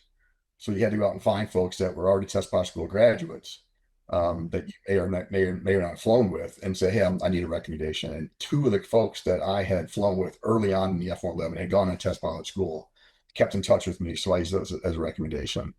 So that worked out good. But the pure irony of my entire selection for for test pilot school was since I had a bachelor's and a master's, and the master's was this kind of night school thing. Uh, my bachelor's had a lot of at the Air Force Academy. You take a lot of non-technical classes, philosophy 101, history of war, all kind of stuff. I put all my emphasis on the engineering side, so I got a lot of B's in non-technical courses and A's in all technical courses. It's basically divide and conquer. Tend to spend your time where the hard stuff was. So I decided, for test pilot school, that I really want to highlight my technical academic record. So I made a separate piece of paper they didn't ask for, and I put all my grades out for all my technical courses, independent of PE and badminton and all. And I showed super high GPA and where it counts, calculus, all that kind of stuff. And I titled it academic achievements as the top of the page. After I graduated from test pilot school, I got my application package back, this big red circle around the word achievement. I had spelled achievement wrong. And somebody on the board recognized it immediately. So, but I got selected, and there's an A class and a B class, a December class and a June class. I got selected the December class. So I went. I had about 8 months to go before. From the time I said, by the time I was told you selected, I had about 8 months before I was going to depart. So you get there. There's about 20 of you. Very small class. A couple of allies. We had an Israeli. We had a Norwegian. We had an Italian. Um, we had about 6 or 7 what we call discipline engineers in the Air Force. These are officers in the Air Force who are acquisition engineers, so propulsion guy, double E guy, um, maybe an aero guy, but they never flew in, had never been in an airplane. They weren't aviators. They were pure engineers coming to test pilot school to become flight test engineers. Then only a handful of backseaters, maybe 3 or 4 of us, and maybe 10 pilots, some number like that, and full spectrum. A couple fighter guys, a couple tanker guys, a couple bomber guys, a couple heavy guys. It wasn't all homogeneous. Hmm. And year-long program, far and away the most academically intense environment I had endured to the time. It made the academy look easy. Um, you were doing academic courses in the morning and then flying in the afternoons, or vice versa. So you were preparing for a test flight, a practice test flight, learning the test techniques while you were studying supersonic aerodynamics and flight control algorithm and gain logic and all that kind of stuff. So academically, I mean, darling wife said, "Yep, you disappeared for a year. We lived in the same house, but you disappeared for a year." Wow. And unlike the Navy test pilot school, we did a lot of missions. We flew a lot. The Navy test pilot school is more academically oriented, more simulators. Air Force test pilot school, everybody understands, way more flights. And you had complete projects you had to execute, where you had to go find something out about this airplane in a way that they had dictated, in a way they had scripted out for you. And big formal report when it was done. So you usually paired with an engineer, 1 or 2 pilots, and 1 or 2 WISOs, a little team, and you were a little test team. And part of your curriculum was to execute this test event and create the big technical report, including computer algorithms and computer simulations and, big thick report. And then there was the graduation project where you went off with a small team, and that was your final project. And that's where the MiG flying came in. So my final project was to evaluate the MiG-15 as a personal aircraft. As a personal aircraft. That's right. So Cold War's done, the Iron Curtain's gone. So all these former Soviet airplanes are being sold on the commercial market, and rich people are buying Soviet airplanes for their own use. So fortunately for us, I mean, I just fell into this. I got assigned to this group, and there's a commercial company in Nevada called MiG Masters, and their business was to find, build, maintain MiGs for people who wanted them and teach them how to fly them. And because the FAA had no way of training themselves on this, they selected organizations to author what they call letter of authorization. So in the FAA side, I have no clue to do in Europe, but on the American side, certain airplanes you get what they call a type rating, because they Boeing 737, 707, whatever. So if airplane weighs more than like 10,000 pounds, you got to have a type rating specific to that airplane. The FAA is not going to generate a MiG-15 type rating guy. So they give that authority to somebody else. They convince the FAA I can do this, and then they issue the letter of authorization to you as a pilot to fly that airplane. So that system existed. And there were MiG-15s and MiG-17s and MiG-21s being flown privately across the states, probably some in Europe too. Air show airplanes, you name it. So the our test pilot school project was to go to that airfield, become a student of this curriculum, and evaluate it. Are they actually creating a safe product to go out into the world to go fly? And because of the weird handling curves of the airplane, and evaluate their training. Does it create a safe product? Is that letter of authorization valid? That became the pseudo mission of our test group. So I went up to Nevada, and I was very clever, and we had to write our evaluation criteria. And so our evaluation criteria were such that, well, you're not going to take a private pilot with 30 hours and throw them in a MiG 15. There's no way. So what min floor should the FAA establish as a record of experience before you give somebody even the opportunity to take on that airplane? So I looked up my logbook and went, probably ought to have at least 250 hours in a commercial ticket.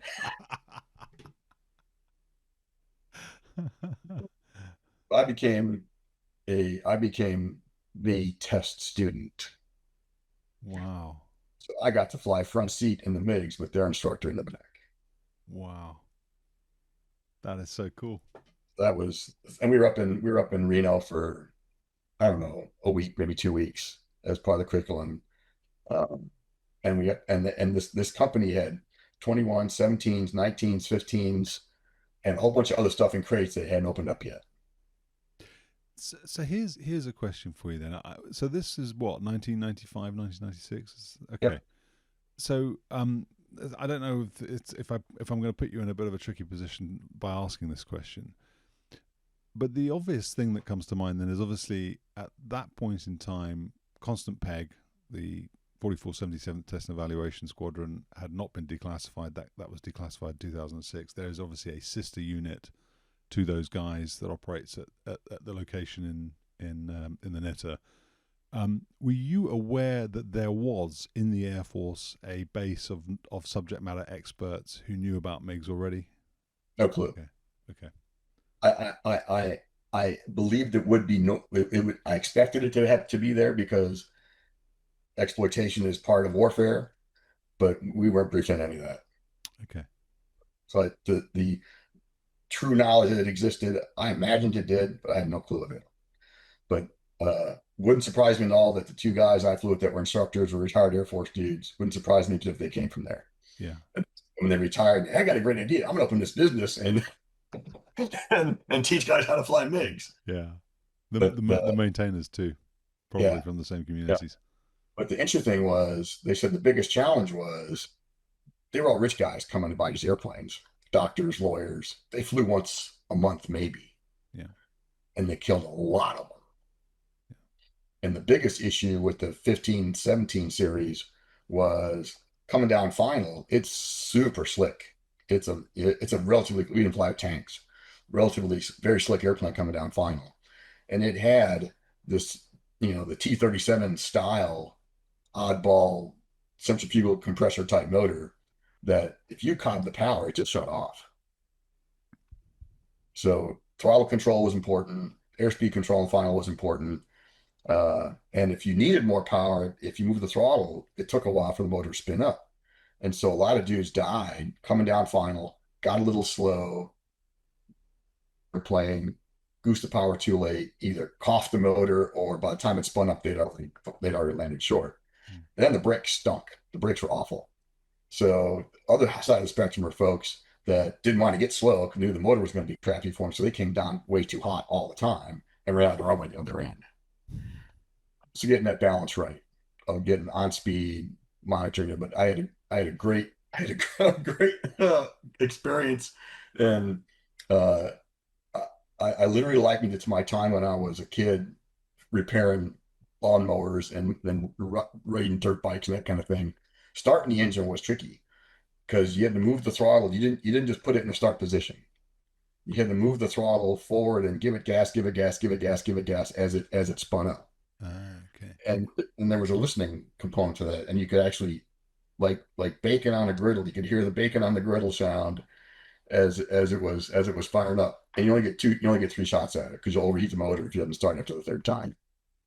So my nose gunner had done like I was crewed with for that series. Did his two engine start attempts, and the instructor in the back can't help you. There's nothing he can do back there. So he's 0 for 2. And before they go in the third, I climbed up on the ladder and I reached over because the intake's in the front. So I got this on me, and I started for him just to save the mission, because if they blew the third one, they were going to go that day. So sitting on the ladder, and fired it up for him and put the ladder down and off he went. So did you get a type rating out of that experience then? Yeah. No, I Oh, didn't go you through the whole didn't. course. Didn't get Okay. to the whole course. Okay. We did enough to say that to identify this are the weak points of the airplane, these are the points to focus on. And then of course we just said, in the end that their curriculum was such that there was high confidence that the graduates could maintain currency provided they stayed and came back. That they did all the emergency procedures, they did. Oh, by the way, they didn't use the ejection seat. They were going to jump out of the airplane with a parachute. So it was spring. It was a spring loaded ejection seat, not rocket powered. So they're not going to waste our time. We're going to blow the canopy and get up on the seat and jump out of the airplane. Even with the T-tail? Yep. Okay.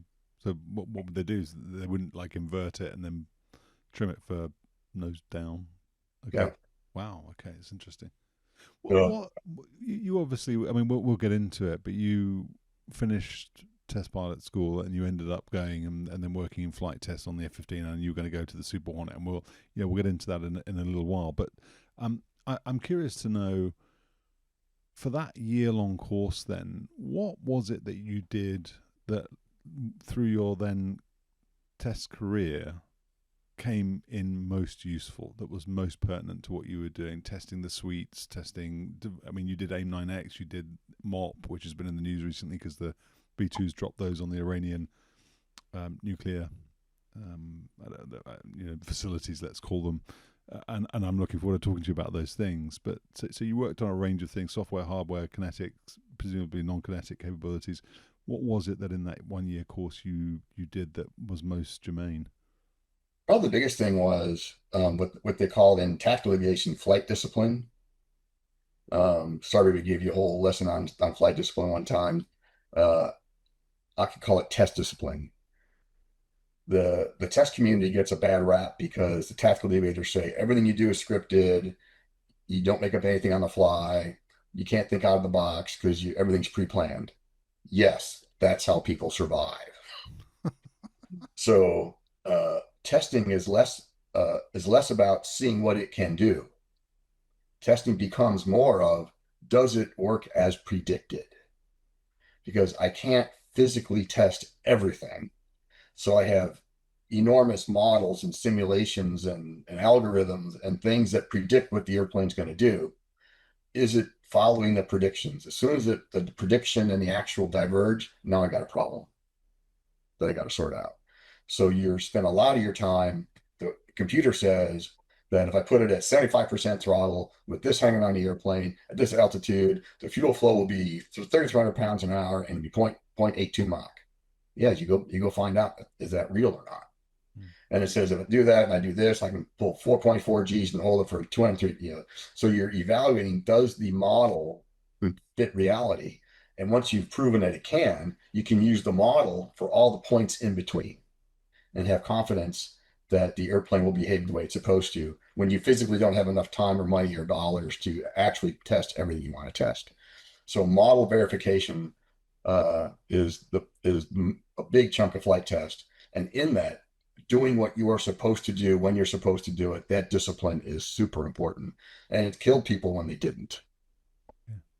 because a lot of things are new. Some test flying isn't, uh, when they did the Pacer Strike upgrade to the F-111, that airplane was 40 years old at the time, so there's nothing new about the airplane, but there were some new components. On the flip side, I was at Edwards after test pilot school when the first F-22 showed up. Mm. So that's a brand new airplane. Everything is new about that airplane. So discipline and all that is super important. One, to be alive to do it the next day, and two, to get the data that they need to make the tests useful. So that's kind of what really drove me in. All the different technical stuff we learned at test pilot school, that I'll vaporize it very quickly because you can't remember if you don't keep it fresh, just like learning a foreign language. Yeah. But the fact is, hey, dig into the details, plan what you need to get done, execute that plan to the T, and the thing, and then the other part that teach you very well is everything's done on what they call a test card. So there's a format of what you're going to do: airspeed, altitude, G, fuel flow, everything you're going to do, switches you're going to throw, the order you're going to throw them, yada yada yada. You walk out the door with probably 30% more cards than you can execute in one mission. So your ability to figure out, okay, this system isn't going to work today. It's not working. Let's jump to plan B and get these cards out and still get those into the, and by the time, don't lose the airspace, don't lose the range, don't lose the instrumentation, don't lose the data link.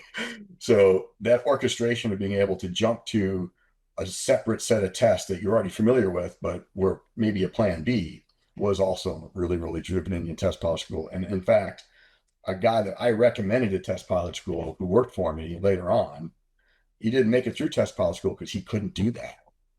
And when the check rides, they throw sand in the gears of the war machine on you, and you got to jump to the next mission. He couldn't do it. He stuck with the one he was on, and it wasn't going to execute.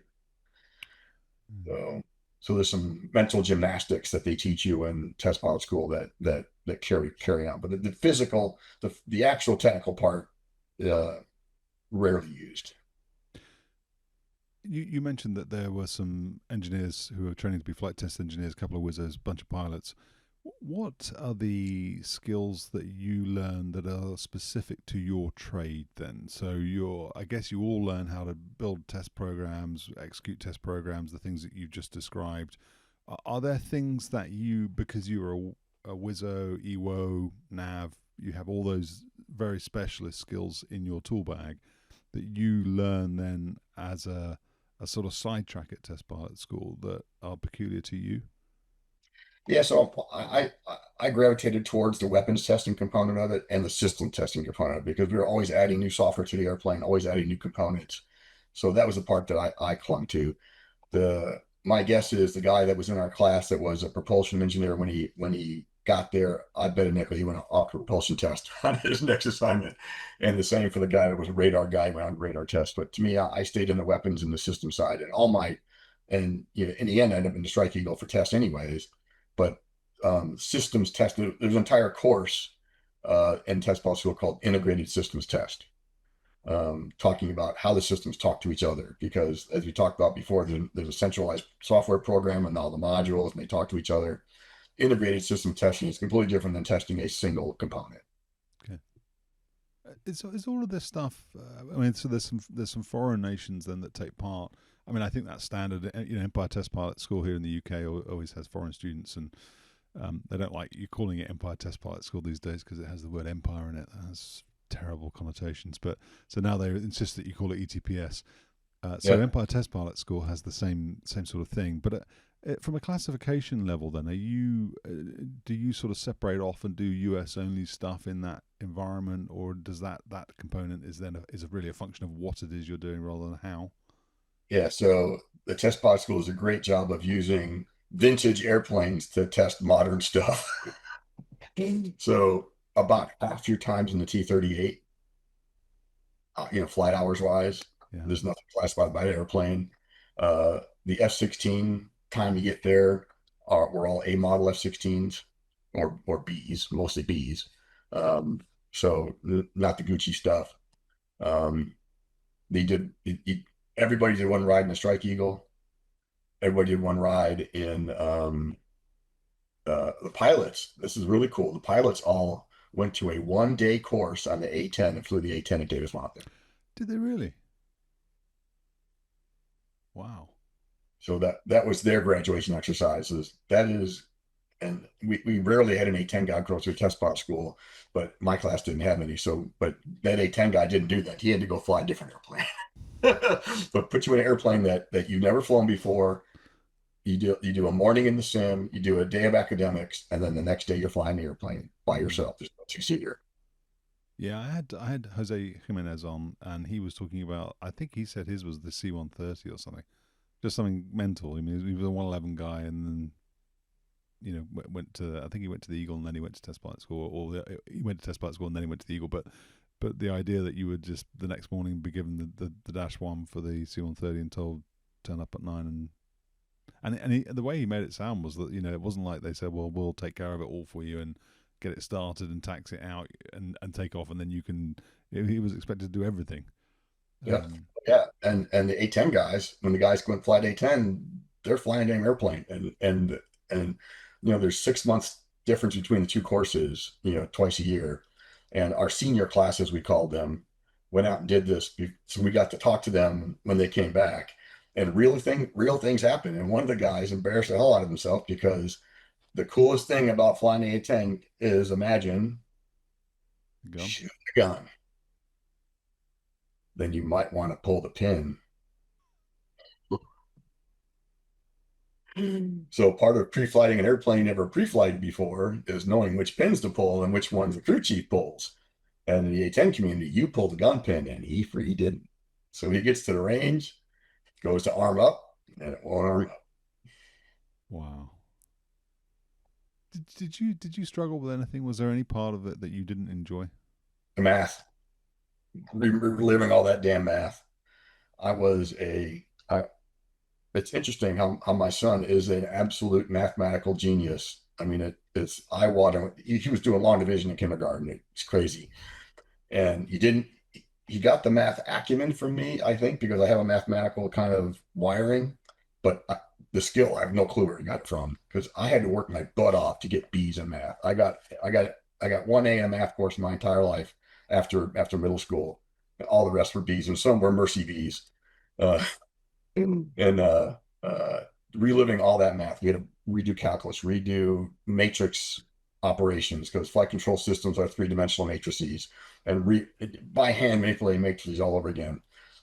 My study mate was a math wizard, so I was just so lucky. He dragged me all back through it again. So the math was the hard part. Understanding the systems, I got through that. I think the piece that really got me the golden ticket out of there was uh, I understood the system because I come from an airplane full of systems. Hmm. So I understood all those interdependencies. And on the final graduation check ride, I mean, it was like I told you before, there was a handful of times I saved my own life. I saved my own life on that graduation check ride. The one of the things you're taught in a test pilot school is to understand the flight characteristics of an airplane. You put it through very specific maneuvers and determine its response. And in digital flight controls, it's different than it is in mechanical analog flight controls. And the test pilot school, one of the professors there came up with this technique of uh, putting a target on the ground and putting a fixed sight through the HUD, and then calculating an altitude and airspeed and dive angle such that you can keep that spot on that for some period of time, and then they can measure how much the stick is moving to do that.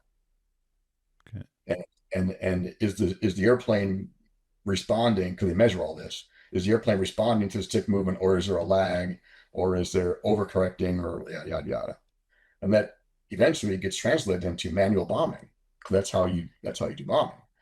So they demonstrate all this, and the instructor I was flying with, I don't know where his head went, but he was padlocked on putting that damn pipper on the target, and he blew right through release altitude, right through recovery altitude, right through fall altitude.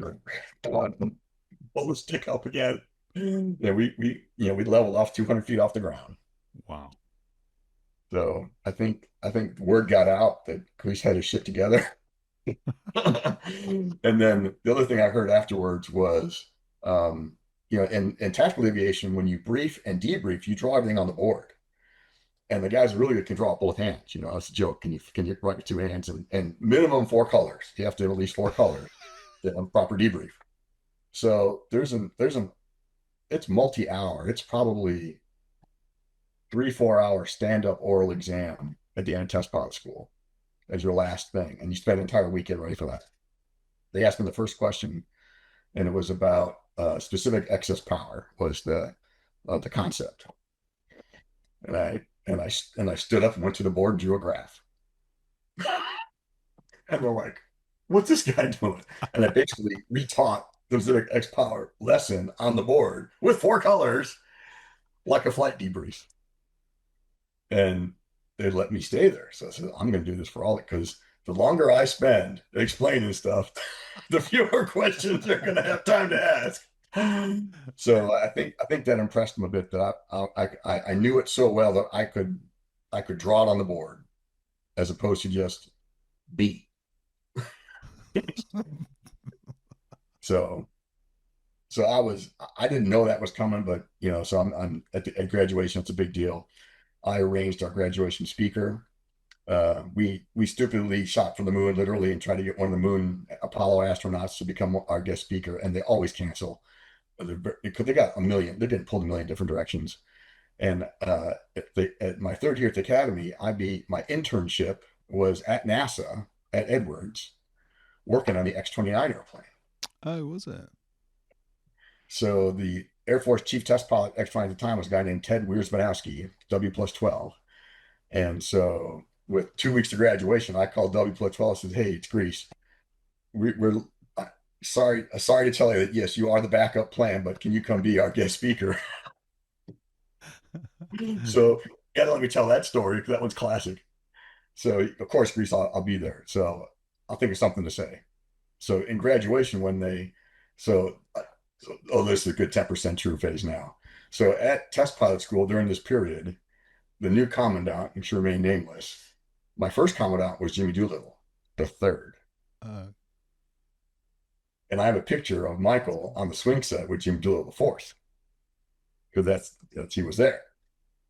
But Jimmy Doolittle went off, new guy that came in, and he recognized correctly that the fighter bar area of test pilot school had open kegs, and he had teenagers working in his front office.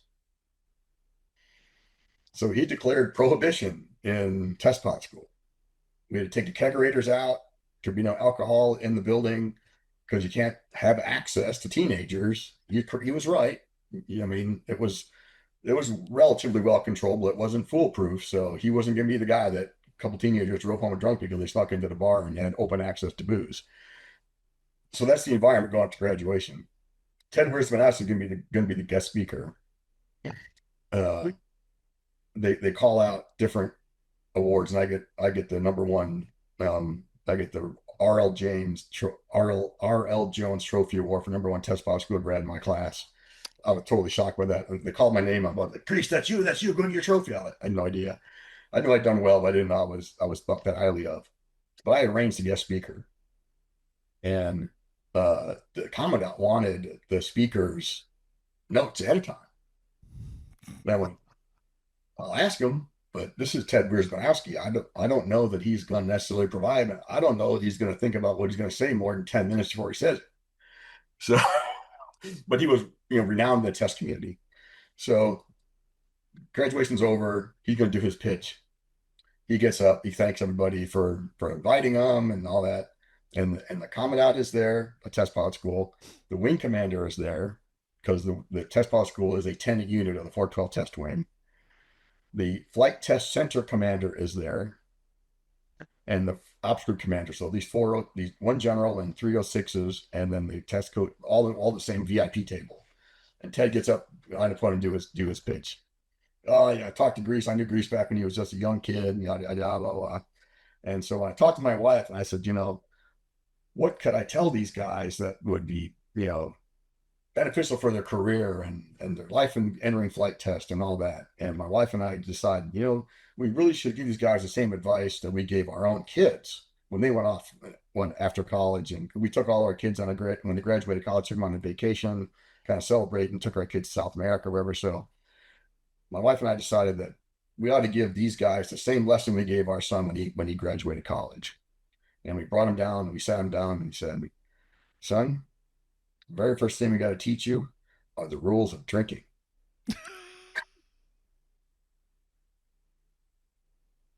And the commandant looked over at me, and if he would have had lasers in his eyes, they'd have burned a hole through my head. And I'm just going, "What do I know?" And Ted has no idea this is the environment he stepped into. The first lesson we taught our son was always drink slowly when the women are drinking fast.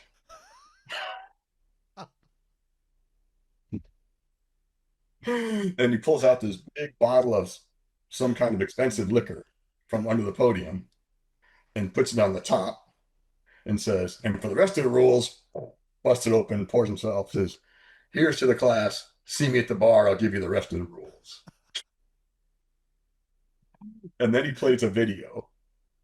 And this was in the very early stages of political correctness in the culture slash the Air Force. And his video was, why are there no Polish test pilots? And when that goes up, the comment looks over at me like I didn't know this movie existed. And it was all X-29 stuff because the wings are on backwards. So the entire video is backwards. And he did a voiceover on it about, well, we had some very unusual handling characteristics, and the airplane goes like this instead of like this.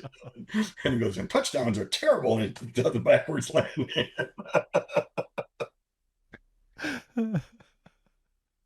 Yeah, so that was my last 48 hours in test pilot school.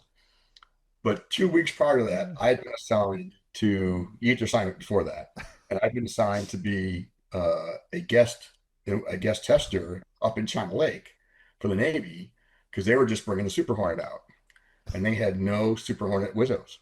There weren't any in the Navy. So my front seater was a Hornet guy.